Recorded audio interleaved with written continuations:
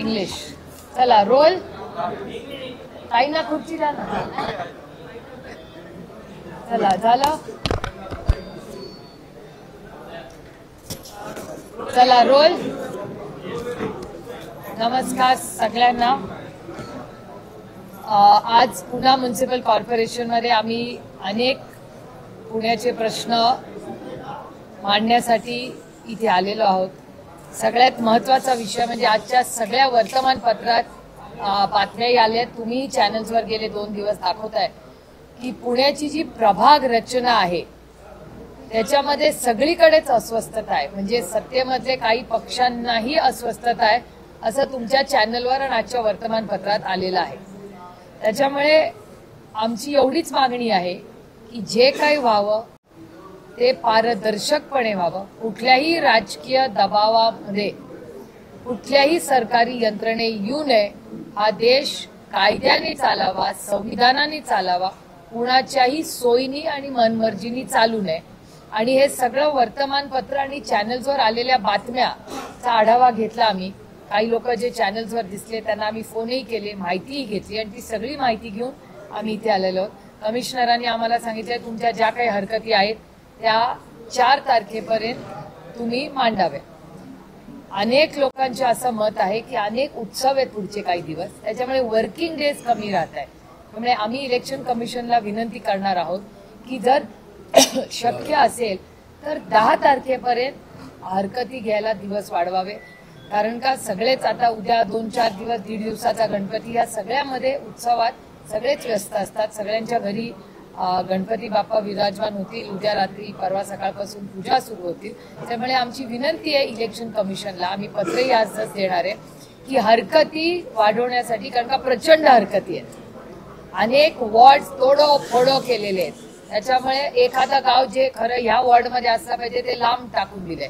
मतदार यादीतले घोळ हे तुम्ही सगळे तुमच्या चॅनलवर पाहतातच आहे आणि वर्तमानपत्रात बातम्या येतात. त्याच्यामुळे या सगळ्या परिस्थितीमध्ये इलेक्शन कमिशनला आमची विनम्र विनंती आहे, एक तर नियम कायद्याने सगळे प्रभाग झाले पाहिजे आणि 2 नंबर 10 तारखेपर्यंत कृपा करून आम्हाला वेळ वाढवून द्या. कारण का हा गणेश उत्सवाचा खूप मोठा उत्सव आपल्याकडे आहे, जो आपल्याला साजरा करायचा आहे.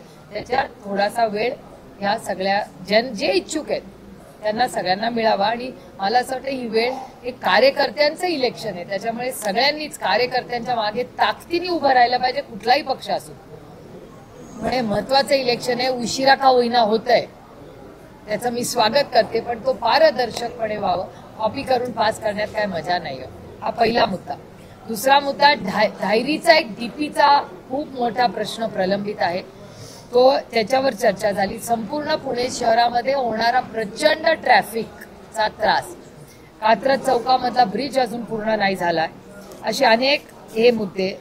नवीन जी गावं घेण्यात आली त्यांच्या अनेक सोयींचे प्रश्न आहेत.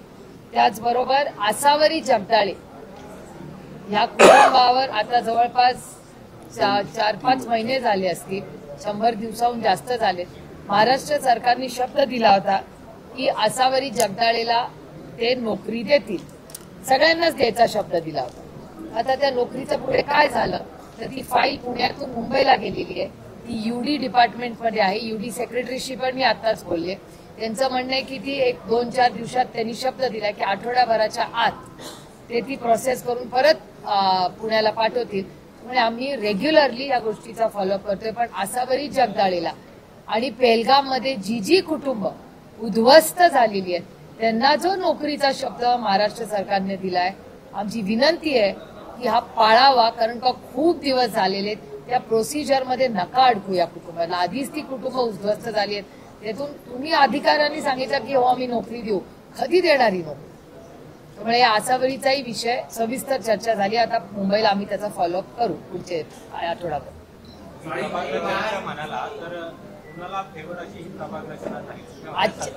नाही, सत्ताधारीतला सगळ्यात जो मोठा पक्ष आहे असं वर्तमानपत्रात आणि चॅनलवर आरोप प्रत्यारोप होत आहेत. त्याच्यामुळे हे आरोप सगळ्यांकडूनच होत आहेत. अशी मी एक लोकप्रतिनिधी, माझी नैतिक जबाबदारी आहे की कुठल्याही पक्षावर अन्याय झाला तर आवाज उठवलाच पाहिजे ना, अन्यायाच्या विरोधातच लढायला पाहिजे ना, म्हणून तर आम्ही लोकप्रतिनिधी आहोत. त्यामुळे कुठल्याही पक्षावर म्हणजे सत्तेतल्या एखाद्या पक्षावरही अन्याय होत असेल तर माझी नैतिक जबाबदारी नाही का त्यांच्या बाजूने उभं राहायची? आणि नागरिकांना कुठलीही गैरसोय होऊ नये, नागरिकांना सोयी मिळवण्यासाठी वॉर्ड रचना करताना मग एखादा नागरिक इकडे, त्याचं मतदान तिसरीकडे, त्याला मदत जायला चौथीकडे, असं कसं?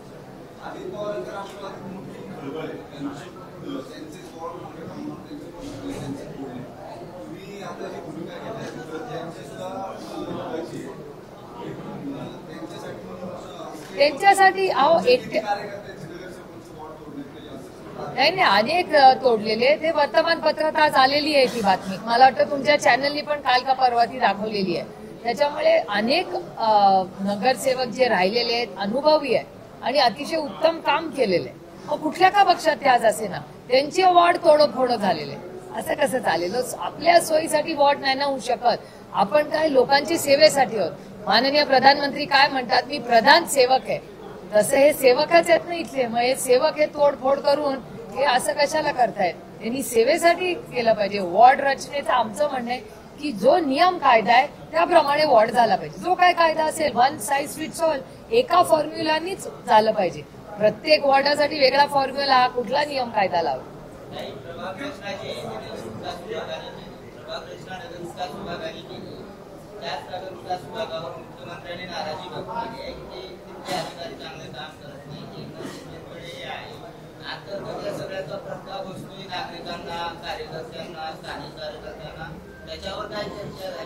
नाही, तुमचं म्हणणं अगदी बरोबर आहे. तुमच्याच चॅनलवर मी आज पाहिलं की माननीय मुख्यमंत्र्यांनी त्यांच्याच सरकारमधल्या एका डिपार्टमेंट बद्दल प्रचंड नाराजी व्यक्त केली, असं चॅनल्सवर सांगण्यात आलं. तर आम्ही तर कोणी काय मीटिंग मध्ये नव्हतं. तुम्ही जे रिपोर्ट केलं त्याच्यात माननीय मुख्यमंत्र्यांनी नाराजी व्यक्त केली. मी त्याचं स्वागत करते. कारण का, जर चांगलं प्रशासन ह्याच्यासाठी माननीय मुख्यमंत्री करणार काय? नुसती नाराजी त्यांनी दाखवली, हे चांगली गोष्ट आहे. मी त्याचं मनापासून स्वागत करते. पण व्हॉट नेक्स्ट? पुढे काय? हो, अर्थातच काल भुजबळ साहेब पण म्हणले कारवाई करा. सगळीकडेच दिसतंय असं.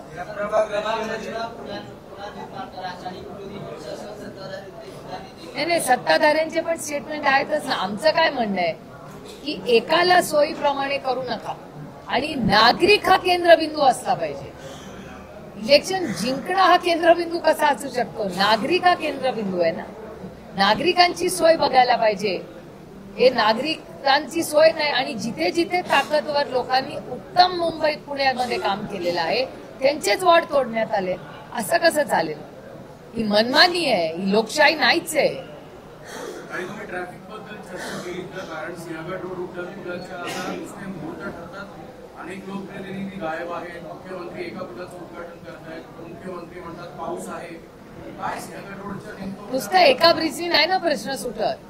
आता धायरीच्या सगळ्या लोकांना यायला 2 तास लागलेत. काय अंतर आहे इथून Pune municipal corporation to Dhayari? काहीच अंतर नाहीये. 2 तास लागलेत आमच्या सहकार्याने यायला. आणि रोजची कथा आहे हो. आणि सांगून थकलो आम्ही. आंदोलनं करून झाली, मीटिंग्स घेऊन झाल्या. काय करावं आता कळेना. खड्डे तर आहेतच. गडकरी साहेबांकडे फॉलोअप केले, सगळं करून झालं.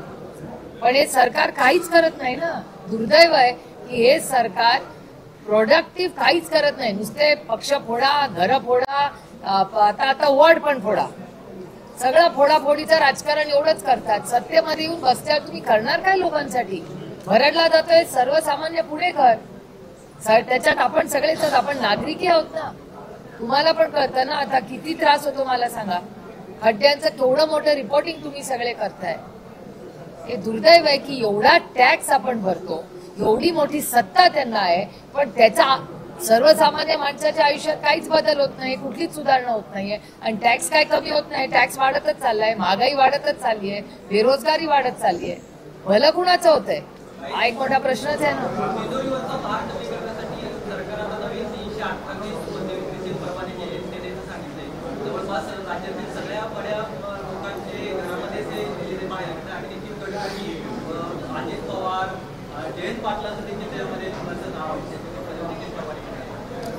माझं म्हणणं आहे की महाराष्ट्र सरकारने नक्की ठरवावं की महाराष्ट्रामध्ये काय आर्थिक परिस्थिती आहे. मी गेले 1 वर्षभर, तुम्ही सगळे मला नेहमी भेटत असता, मी गेले वर्षाहून जास्त सांगते की महाराष्ट्राची आर्थिक परिस्थिती अडचणीत आहे. एकीकडे लाडकी बहीण योजनेमध्ये 25-26 लाख नावं कमी झालेली आहेत. त्यातली 2 लाख नावं पुण्याची आहेत. मला 2च प्रश्न विचारायचे आहेत या सरकारला की तुम्ही फॉर्म भरूनच कसा घेतला आणि म्हणजे काय निकष लावून भरून घेतला आणि काय निकष लावून तुम्ही कॅन्सल करताय. भरून तर घेतला ना, पुरुषांचे पण भरून घेतले. आता मला सांगा, तुमची सगळ्यांची मुलं किंवा कुठली ना कुठली सुविधा तुम्ही सरकारच्या किंवा ऑनलाईन भरता, त्या ऑनलाईन भरताना ऑटोमॅटिकली फॉर्म रिजेक्ट नाही होत. मग मेल आणि फिमेल मधलं कळलं नाही या सरकारला. कुठलं हे सॉफ्टवेअर काढलंय, कोणी यंत्रणा लावली, याची इन्क्वायरी झाली पाहिजे. आणि मी माननीय मुख्यमंत्र्यांना विनंती करणार आहे की याची इधर सीएजी रिपोर्ट काढा, ह्याच्यावर व्हाईट पेपर काढा आणि याच्यावर पूर्णपणे ह्या स्कीमवर एक मोठी जम्बो इन्क्वायरी लावली गेली पाहिजे. आणि महाराष्ट्र सरकारने नाही केलं तर दुर्दैवाने आम्हाला दिल्लीला जावं लागेल. पण तरी माझा विश्वास आहे की महाराष्ट्राचे मुख्यमंत्र्यांनी अँब्युलन्स घोटाळ्याचं जेव्हा बोललो आम्ही तेव्हा थांबवलं. त्याच्यामुळे माझी अपेक्षा आहे की लाडकी बहीण योजनेमध्ये 4,800 कोटी रुपयाचा जो घोटाळा झालेला आहे त्याची इन्क्वायरी झाली पाहिजे. फॉर्म भरले कसे, कुठल्या निकषाने भरले आणि कुठल्या निकषाने कॅन्सल केले, या दोन्ही गोष्टीची उत्तरं सरकारला द्यावी लागतील. आणि काल माननीय भुजबळ साहेबांचं स्टेटमेंट आहे की लोकांवर ऍक्शन घ्या. कोण आहेत ती लोक, पण ऍक्शन कुणावर घेणार, हा एक प्रश्न. आणखीन एक महत्वाचा प्रश्न, सातत्याने हे सरकार म्हणत असतं की जुन्या काळामध्ये लिकेजेस व्हायचं. ठीक आहे, तुम्ही मनमोहन सिंग साहेबांनी डायरेक्ट बेनिफिट ट्रान्सफर डीबीटी आणलं, मग डीबीटी आणल्यावर 0 लिकेज असायला पाहिजे. मग 4,800 कोटीचं लिकेज झालंच कसं? तुम्ही जेव्हा अकाउंट मागितली केवायसी नाही मागितलं, तुम्ही आधार कार्ड नाही चेक केले, मग कसं काय झालंय? मोठा भ्रष्टाचार आहे. हे 4,800 कोटी रुपये कुठे गेले, कुणाच्या अकाउंटला गेले, याचं उत्तर महाराष्ट्र सरकारला द्यावं लागेल. मग हे लोक जागेवर आहेत नाहीयेत हे सगळं पारदर्शक मी स्वतः सुप्रिया सुळे एक PIL करणार आहे आणि ह्याचं उत्तर सरकारला द्यावं लागेल. हा, त्याच्यावर उत्तर देते उत्तर देते. हा, योजना बंद करून प्रश्न नाही ना सुटत. इट इज सरकार इज अ कंटिन्युअस आहे. म्हणजे कुठलंही सरकार आलं ना ती कंटिन्युटी असते. म्हणजे आता आम्ही सत्तेमध्ये होतो तेव्हा रस्त्याची कामं शाळा करत होते, पुढचं पण सरकार येऊन ते कंटिन्युटी करत राहतात. तर बंद करून तर प्रश्न सुटणार नाही, मार्ग काढावा लागेल आपल्याला. म्हणून तर ते माय बाप सरकार आहे ना. माय बापनी बंद करून म्हणलं तर कसं चालेल, माय बापांनी सोल्युशन काढायचं असतं. एक, आम्हाला त्यांचं उत्तर देऊ द्या. ही जी दारूची दुकानं वाढवायची आहेत का काय मला माहिती नाही, काय पॉलिसी आहे ही आजच्या वर्तमानपत्रात मी स्वतः वाचलेली आहे. आजच्या सकाळच्या ह्या सगळ्या पेपरमध्ये ही हेडलाईनच आहे. त्याच्यामुळे ही नक्की काय याची जास्त माहिती आम्ही घेणार आहे. एकीकडे लाडकी बहीण योजनेबद्दल सातत्याने हे सरकार म्हणतं बहीण लाडकी आहे आणि मग दारूची दुकानं जर वाढणार असतील तर कसं चालेल? हिंजवडीमध्ये शाळेच्या समोर दारूचं दुकान होतं. फार कष्ट करून कलेक्टरांचे मी जाहीर आभार मानते की कलेक्टरांकडे फॉलोअप केल्यावर ते शाळेच्या समोरचं दुकान बंद झालंय हिंजवडीला. पण माझं म्हणणं परवाना दिलाच कसा शाळेच्या समोर? कलेक्टरांची मदत बंद करायला झाली, पण शाळेच्या समोर या देशामध्ये शाळेच्या जवळ सिगरेट, तंबाखू आणि दारूचं दुकान देता येत नाही. हा सुप्रीम कोर्टाचा निर्णय आहे. मग त्याची अंमलबजावणी होत कशी नाही? ही जे निर्णय केंद्र सरकारकडून येतं, महाराष्ट्र सरकार त्याला खेराची टोपली दाखवतं. शाळेच्या समोर तुम्ही बार उघडणार, ही संस्कार तुम्हाला पाहिजेत का? नाही का चालणार आम्हाला हे? नाही होऊ देणार शाळेच्या समोर आम्ही बार आणि सिगरेट आणि दारूची दुकानं. ही नाही संस्कार मराठी माणसाचे, नाही भारतीय संस्कारच नाही ते. त्याच्यामुळे आम्ही ताकदीने लढणार याच्या विरोधात. राजकीय नेत्यांच्या लोकांना त्यांचेच लायसन्स असतात, त्यांच्याच कंपन्या असतात, ते उद्योजक महाराष्ट्रात आहेत आणि जाणून बुजून सगळ्याला सोयीस्कर व्हावं म्हणून असा निर्णय घेतला जातो. हे बघा, याचं उत्तर मला माहिती नाही, पण जरूर ते जेव्हा तुम्हाला भेटतील हा प्रश्न तुम्ही जरूर विचारा आणि तुमच्या वतीने मीही सरकारला विचारेन.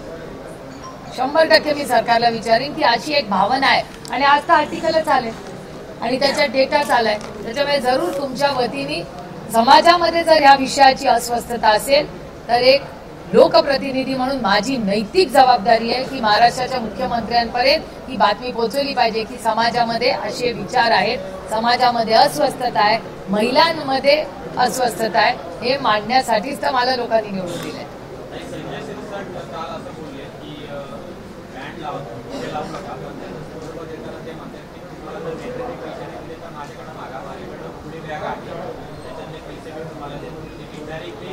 मागे जी घटना त्यांच्या घरामध्ये बॅगची आढळलेली होती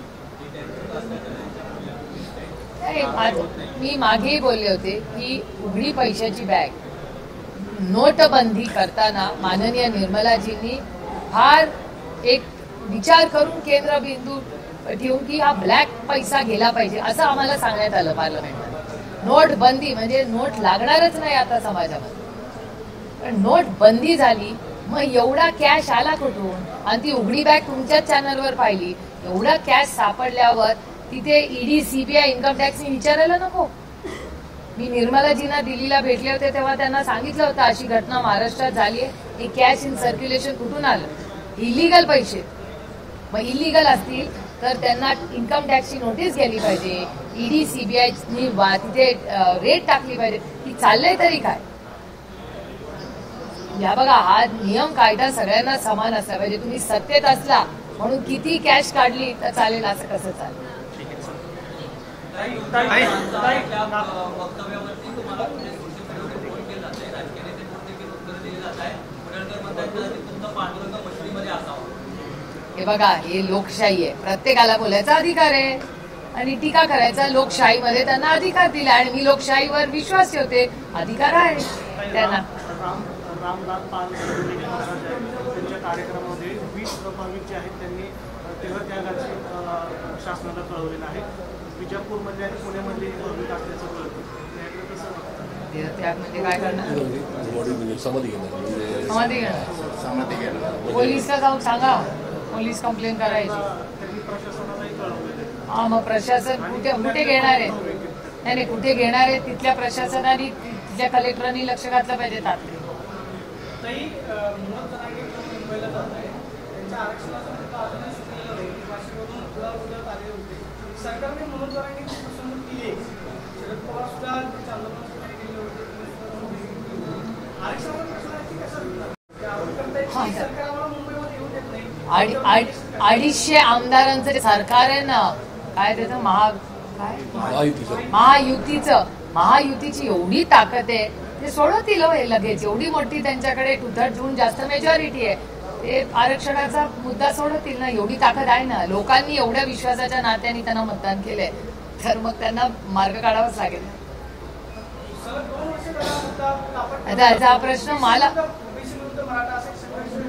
हा प्रश्न मला विचारायचे जे सत्तेत येतात. माननीय मुख्यमंत्री तर दर आठवड्याला पुण्यात येतात. आता दर आठवड्याला मुख्यमंत्री असतातच, त्यांची भेट घ्या आणि विचारा, ते माझ्यापेक्षा जास्त चांगलं मार्गदर्शन करू शकतो. हा, बस सरकारला विचारा ना. मुख्यमंत्री मुख्यमंत्री. उपराष्ट्रपती धनखड यांच्या राजीनाम्यावर की हेल्थ रिझन्समुळे त्यांचा राजीनामा दिला होता. विरोधकांनी फार काही ताणू नये, दुसरं कुठलं रिझन शोधलं. कारण का आमची सगळ्यांची गाठीभेटी आदल्या दिवशीपर्यंत होत होत्या. सकाळीही अनेक विरोधी पक्षाचे लोक त्यांच्याकडे नाश्त्यालाही गेले होते. त्याच्यामुळे नंतर काही वेगळं झालं असेल तरी आम्हाला माहिती नाही. आम्ही सगळ्यांनी अनेक वर्ष त्यांनी सहकार्य केल्याबद्दल, आणि धनखडजी राष्ट्रवादी काँग्रेस पक्षातच होते स्थापनेवेळेस, त्याच्यामुळे आम्हालाही काळजी वाटल्यावर आम्ही फोन जेव्हा केला तेव्हा नॉट रिचेबल आहे. फॅमिली पण नॉट रिचेबल आहे, तेही नॉट रिचेबल आहे. त्याच्यामुळे माहिती नाही बाबा, काहीच माहिती नाही. म्हणजे ते राऊत साहेब म्हणतात त्याच्यात तथ्य आहे की कुठे ते आम्हाला कुणालाच कळत नाही. त्यांच्या नातेवाईकांनी आम्ही फोन केला, त्यांची मुलगी, जावई, काय कळतच नाही कुठे.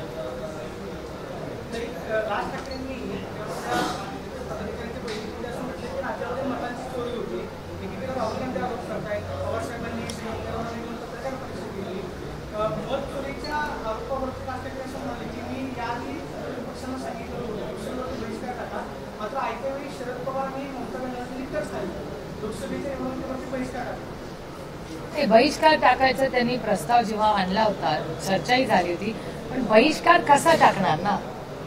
एका लोकशाहीमध्ये बहिष्कार कसा टाकणार म्हणून ती चर्चा अर्धवट राहिली होती. पण आताची जो आरोप राहुलजी करतायत ते पहिलं पत्र राष्ट्रवादी काँग्रेस पक्षाने लिहिलं होतं, ज्याची सुरुवात म्हणजे राहुलजींची जर प्रेस पाहिली ते जे पत्र आहे ते महाविकास आघाडीचं पहिलं पत्र आहे. म्हणजे विधानसभेचा रिझल्ट लागायच्या आधी आम्ही पत्र लिहिलेलं आहे, नंतर नाही. आणि आजही म्हणणं आहे की इन्क्वायरी करायची असेल तर स्वतः सुप्रिया सुळेच्या बारामती लोकसभा मतदारसंघापासून सुरुवात करा, माझ्या इलेक्शन पासून सुरुवात करा. मी जिंकले म्हणून माझं करू नका असं माझं अजिबात म्हणणं नाही. माझं म्हणणं आहे स्वतःपासून सुरुवात करा, माझ्या मतदारसंघापासून सुरुवात करा. पण दुबार मतदान, नावं, एका घरामध्ये 180 लोक, ज्याचा पत्ताच नाही, असं कसं राहू शकतं? आणि बाळाराम पाटलांची तर केस सगळ्यांनी पाहिलेली, अशा प्रत्येकाच्या केसेस आहेत. आणि माझं म्हणणं आहे जिंकला किंवा हरला ह्याला महत्व नाहीये, महत्व आहे की पारदर्शकपणे काम झालं पाहिजे. जिंकतात हारतात लोक इलेक्शन मध्ये होतातच, पण पारदर्शकपणे इलेक्शन झालं पाहिजे. आणि अशी जर नावं असतील यांच्या मतदारसंघामध्ये, म्हणजे जो कॅन्डिडेट अभ्यास करतोय त्याला सापडते काही ना काहीतरी. काल इंदापूरला मी गेले होते, 3 गावांमध्ये 17,000 मतदान वाढले असं कालचा डेटा सांगतोय. कालच ती बातमी आली. इंदापूर, हर्षवर्धन पाटील भाऊंकडे ती लिस्ट आलेली आहे आणि त्याची बातमी काल इंदापूरमध्ये खरं तर झाली.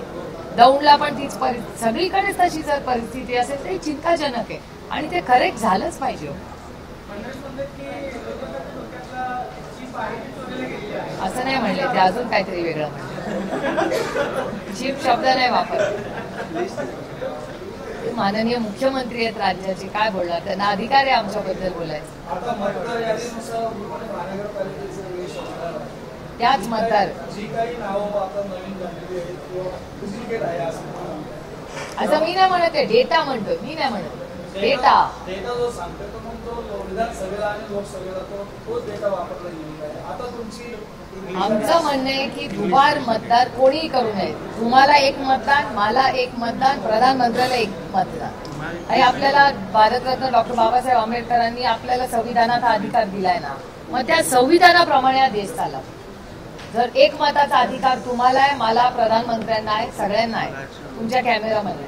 आपण नागरिक आहोत ना, प्रत्येकाचा नागरिकाचा मतदारसंघामध्ये असा प्रॉब्लेम आहे. एका बोर्डमध्ये पण लोक मतदान करतात विधानसभेला आणि नंतर नगरपालिकेला महानगरपालिकेमध्ये मतदान करतात. या नावाबद्दल आपण काय नाही, सगळी माझं म्हणणं आहे, इलेक्शन कमिशनने काय सांगितलंय, एकाच ठिकाणी नाव असलं पाहिजे असं इलेक्शन कमिशन म्हणतं ना. आणि एवढं तंत्रज्ञान आहे ना, आता तंत्रज्ञानातून डुप्लिकेशन काढणं. आता तुमच्या कॅमेरामध्ये डुप्लिकेट फोटो आले तरी ते स्कॅन ते कॅमेरा करते, तर नाव करायला काय प्रॉब्लेम तुम्हाला? आपण काळजी घ्यायला लागेल. अर्थातच काळजी घ्यायला प्रत्येकाने घेतली पाहिजे.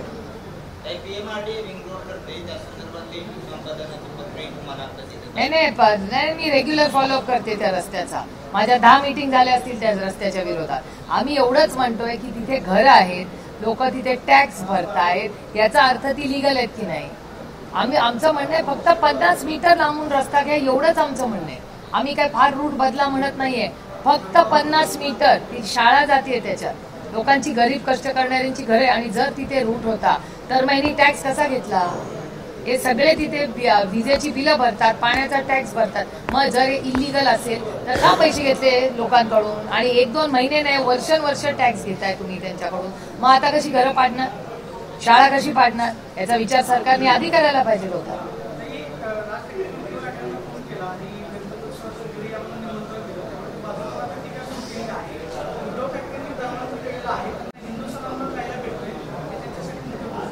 मी तुम्हाला खरं सांगू, या राज्यामध्ये दर 3 तासाला एक शेतकरी आत्महत्या करतोय, दर 3 तासाला. हे माझं स्टेटमेंट नाहीये, मकरंद आबा पाटील जे या सरकारमध्ये मंत्री आहेत त्यांचं स्टेटमेंट आहे की दर 3 तासाला एक शेतकरी या सरकारमध्ये आत्महत्या करतोय. शिक्षक आत्महत्या झालेल्या आहेत, जलजीवन मिशनचं काम करणारे लोक आत्महत्या करतायत, 12,000 लोक इन्फोसिसनी कमी केलेले आहेत. हे प्रश्न माझ्यासाठी जास्त महत्वाचे असतात. ह्याच्यासाठी मला लोकांनी निवडून दिले. कोण कुणाच्या घरी जाणार, काय करणार, काय खाणार, काय संबंध त्याचे?